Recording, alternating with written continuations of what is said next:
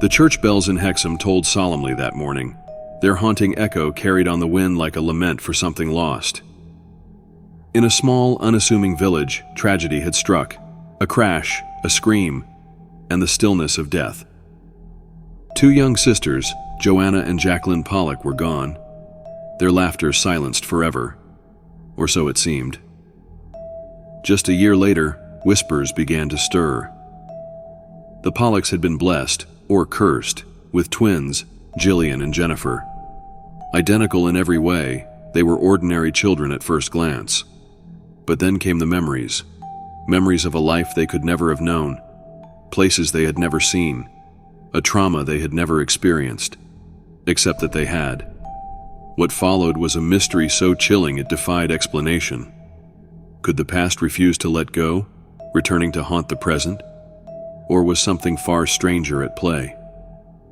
The truth lay not in what could be seen, but in what was felt, a creeping sense of the uncanny that would forever bind the Pollock family to a story both unsettling and unforgettable.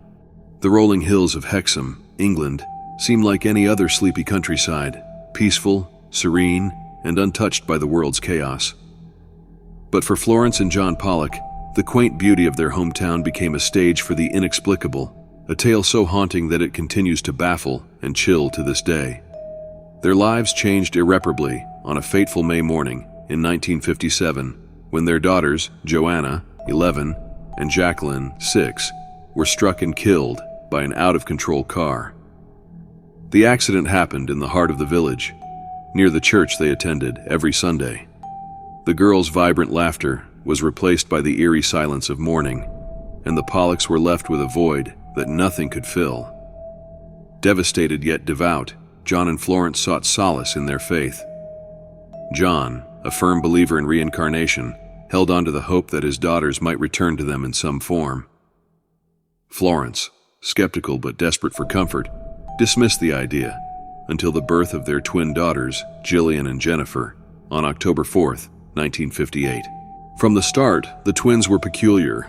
Despite being identical in appearance, they bore distinctive marks. Jennifer had a birthmark on her waist identical to a scar Jacqueline had on her side, and another mark on her forehead that mirrored one Jacqueline had from a fall.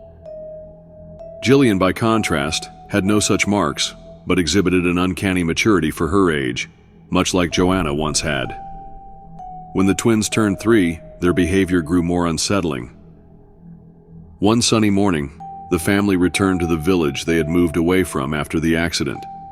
As the car approached familiar streets, Gillian and Jennifer grew animated, pointing out landmarks they had never seen before. "That's where we used to go to school," Jennifer exclaimed, her tiny finger directed at an old brick building. Florence froze. The school had been Joanna and Jacqueline's. The twins began recounting details of their past lives that their parents had never shared. Details of the accident, their favorite toys, and their beloved family routines. Jennifer insisted on carrying dolls she called by the same names Joanna and Jacqueline had given theirs. Gillian, meanwhile, spoke fondly of a park where they used to play, describing its layout with unnerving precision. When they visited the park, it was exactly as she had said. The eerie familiarity extended to their fears. Jennifer began having vivid nightmares about being hit by a car, waking up screaming for her sister. She described the sensation of cold metal crushing her body with a clarity that sent shivers down her parents' spines. Even their playtime took a dark turn. They would often reenact the accident, with Jennifer lying on the ground and Gillian cradling her, crying, "It's okay, Jacqueline. I'll take care of you." The Pollocks sought explanations from doctors and psychologists, but none could provide a rational answer. The local priest suggested they avoid entertaining the notion of reincarnation, but even he seemed unnerved by the twins' behavior. As they grew older, the memories began to fade, but the bond between Gillian and Jennifer remained extraordinary. They seemed to share an almost telepathic connection, finishing each other's sentences and reacting simultaneously to stimuli only one had noticed. One chilling winter evening, Florence found the twins standing by the window, staring at the empty street below. "They're here," Gillian whispered. When asked who, she replied, Joanna and Jacqueline. They came to say goodbye. The twins fell silent after that night, never speaking again of their past lives.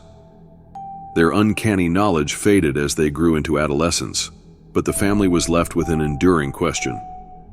Were their daughters truly reincarnated, or was this an elaborate coincidence born from grief?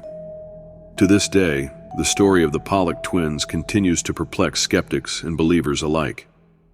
Were they evidence of reincarnation, or did the weight of their parents' loss seep into their subconscious minds? Whatever the truth, the tale stands as a chilling reminder of how little we truly understand about the mysteries of life and death. The Pollock twins grew up, their uncanny memories fading like the final notes of a haunting melody. Life moved on, as it always does, but the echoes of their past lives lingered in the corners of their home, in the whispers of the wind through the village. To this day, the story of the Pollock family remains an enigma, a riddle that science cannot solve and faith cannot fully explain. Were Joanna and Jacqueline truly reborn, their spirits returning to heal their grieving parents? Or was this a strange and tragic coincidence, born from loss and longing? The answers remain hidden, buried in the unseen realms between life and death. But as the mist settles over Hexum and the church bells toll once more, one question lingers. Do the dead ever truly leave us? Or do they find their way back in ways we can barely comprehend? Some mysteries are never meant to be solved. The story of the Pollock twins is not one of closure, but of questions left unanswered. For John and Florence Pollock, it offered a bittersweet comfort, a belief that their lost daughters had returned to them in some inexplicable way. For skeptics, it remains an intriguing case of coincidence, memory, and the malleable nature of grief. As the years passed, the twins lived ordinary lives, but the shadow of their past never fully disappeared. Their story has been retold countless times, debated by believers and skeptics alike, yet no definitive explanation has ever emerged. Perhaps that is the nature of such mysteries. They defy logic and understanding, forcing us to confront the possibility that there is more to existence than we can see or explain.